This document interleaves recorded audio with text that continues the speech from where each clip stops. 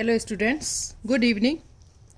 अब हम पढ़ेंगे न्यूट्रिशनल रिक्वायरमेंट ऑफ बैक्टीरिया में यूज़ ऑफ सल्फ़र कि कहाँ से लेते हैं, कहाँ काम में आता है। पहली बात तो सल्फ़र का उपयोग जो है cystine, methionine, carbohydrates, biotin and thiamine के सिंथेसिस के लिए काम में आता है।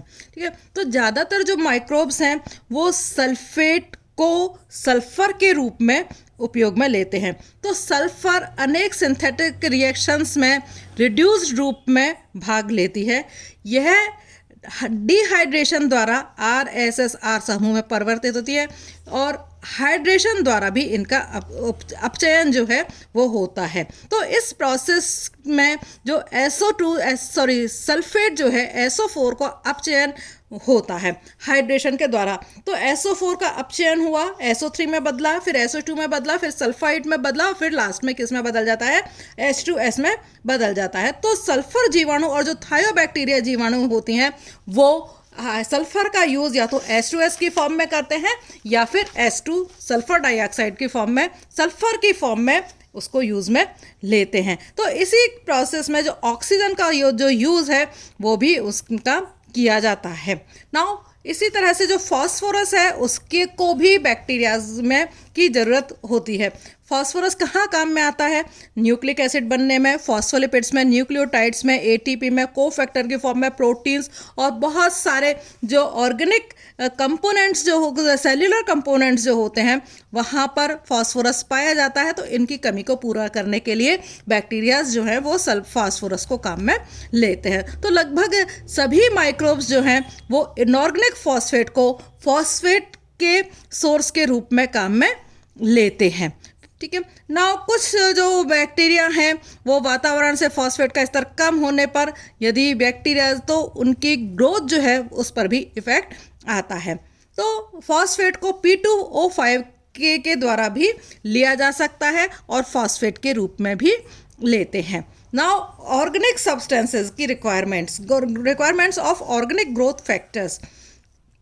जो फोटोलिथोट्रोफिक और ऑटोट्रोफ में जो ग्रोथ और रिप्रोडक्शन की जो प्रोसेस है वो उस समय होती है जब इनको खनिज, carbon, hydrogen, oxygen, nitrogen, phosphorus और सल्फर के जो सोर्स हैं वो काफ़ी मात्रा में या प्रचुर मात्रा में उपलब्ध हों, तभी वो ग्रोथ करते हैं। तो इन माइक्रोब्स में वे समस्त एंजाइम्स उपलब्ध होते हैं जिनसे कोशिका के लिए आवश्यक सभी कंपोनेंट्स का संश्लेषण जो है किया जाता है। दूसरी तरफ कुछ सूक्ष्म में एक या एक से अधिक जो एंजाइम्स हैं वो अनुपस्थित होते हैं, तो इनमें आवश्यक पदार्थों का संश्लेषण नहीं हो पाता।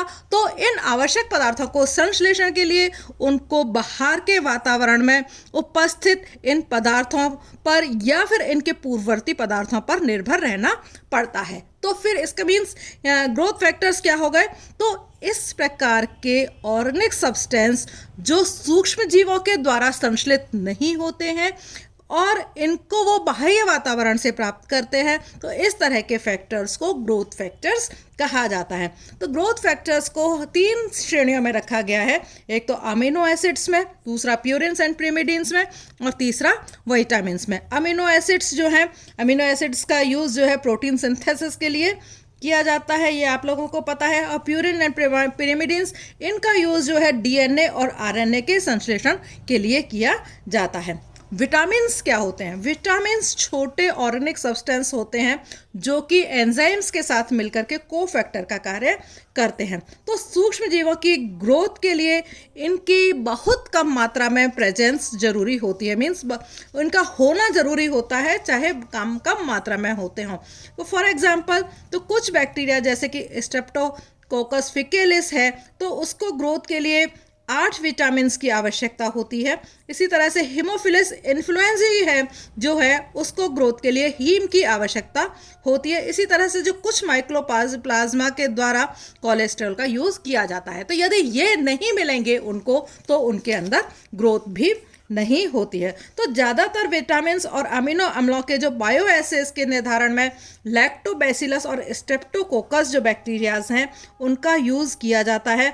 जब बैक्टीरियाज को कल्चर मीडियम में ग्रोथ करवाई जाती है तो ये पाया गया है कि जब कल्चर मीडियम में ग्रोथ फैक्टर्स अच्छी मात्रा में या प्रचुर मात्रा में उपस्थित होते हैं तो सूक्ष्म जीवों में या माइक्रोब्स में तेजी से वृद्धि होती है, और यदि नहीं प्रेजेंट होते हैं तो उनकी ग्रोथ पर असर पड़ता है। तो सूक्ष्म जीवों में होने वाली जो ग्रोथ है वो ग्रोथ फैक्टर्स के समानुपाती होती है। मींस ग्रोथ फैक्टर जितने अच्छे होंगे उतने ही ज़्यादा जो है माइक्रोब्स की ग्रोथ होगी। Now requirements of environmental factors.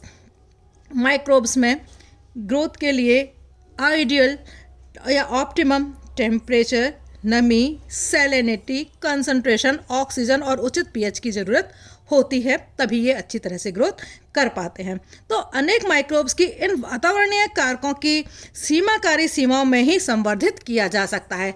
Means जो बैक्टीरिया है हम उनको हर एक एनवायरनमेंट में, हर एक उसमें नहीं कर सकते, बल्कि एक निश्चित एनवायरनमेंट में ही हम उसको ग्रोथ कर सकते हैं। फॉर एग्जांपल यदि हम टेम्परेचर के आधार पर लें तो जो बैक्टीरिया हैं वो 3 तरीके के होते हैं। कौन कौन से होते हैं? एक तो साइक्रोफिलिक है, दूसरा मीजोफिलिक है और तीसरा थर्मोफिलिक है। तो जो साइक्रोफिलिक बैक्टीरिया हैं उनके ग्रोथ के लिए जो ऑप्टिमम टेम्परेचर है वो 15 से 20 डिग्री होता है और मिनिमम इनके लिए 0 होता है। यदि इससे ज़्यादा, मैक्सिमम वो 30 डिग्री सेंटीग्रेड तक टेम्परेचर सहन कर सकते हैं। यदि इससे ज़्यादा टेम्परेचर होता है तो साइक्रोफिलिक बैक्टीरिया ख़त्म हो जाते हैं। इसी तरह से जो मीजोफिलिक बैक्टीरिया हैं उनका जो ऑप्टिमम टेम्परेचर होता है वो 25 to 40 डिग्री सेल्सियस तो टाइम होता है, और मिनिमम जो है इनको चाहिए होता है 15 से 25 डिग्री सेंटीग्रेड इनको चाहिए होता है, और मैक्सिमम ये 50 डिग्री टेम्परेचर तक ये टॉलरेट कर सकते हैं और उसके बाद में ये ख़त्म हो जाते हैं। इसी तरह से जो थर्मोफिलिक बैक्टीरिया हैं उनका मिनिमम टेम्परेचर ही कितना है? 25 से 40 उनका मिनिमम टेम्परेचर होता है। ऑप्टिमम टेम्परेचर इनके लिए 45 से 50, 55 है। मींस 45 से 55 डिग्री सेंटीग्रेड पर वो बहुत अच्छी तरह से ग्रोथ करते हैं। लेकिन यदि उनका टेम्परेचर 55 से 85 के बीच में, ये मैक्सिमम इसको टॉलरेट कर सकते हैं, और यदि 85 डिग्री सेंटीग्रेड से ज़्यादा टेम्परेचर हो जाता है तो फिर ये बैक्टीरियाज जो है वो जीवित नहीं रह जाते हैं। तो ज़्यादातर जो बैक्टीरिया हैं वो अपने ऑप्टिमम टेम्परेचर पर बहुत अच्छी तरह से ग्रोथ करते हैं, जबकि उनको जो ग्रोथ फैक्टर्स हैं वो भी प्रचुर मात्रा में उपलब्ध होते हों। तो इसी तरह से जो पीएच है, जो बैक्टीरियाज हैं वो हाइड्रोजन आयन के प्रति भी सुग्राही होते हैं, और हाइड्रोजन आयन के प्रति जो उनकी सुग्राहिता है वो अलग अलग होती है। यूजुअली जो पीएच जो है 6 to 7 की रेंज के जो बैक्टीरिया के लिए अनुकूल होती है, मींस वो सही रहती है। पीएच 6 से 7 यदि होती है तो जो अधिकांश जो फंगल होते हैं उनमें वो एसिडिक मीडियम में ग्रोथ करते हैं, और ज़्यादातर जो रोगजनक बैक्टीरिया हैं वो पीएच 7 पर या इससे अधिक पीएच पर वो एक्टिव रहते हैं। तो पीएच रेंज के आधार पर जो बैक्टीरियाज हैं उनको हम एसिडोफिल, बैक्टीरियोफिल और बेसोफिल और न्यूट्रोफिल उनको हम कहते हैं। तो इस तरह से हाइड्रोजन आयन के प्रति भी बैक्टीरियाज की जो सुग्राह्यता है वो अलग अलग होती है। यूजुअली बैक्टीरिया कितने पर है? 6 to 7 पर है, लेकिन जो रोगजनक बैक्टीरिया हैं उनकी पीएच जो है या तो 7 होती है या फिर 7 से ज़्यादा होती है। Thank you.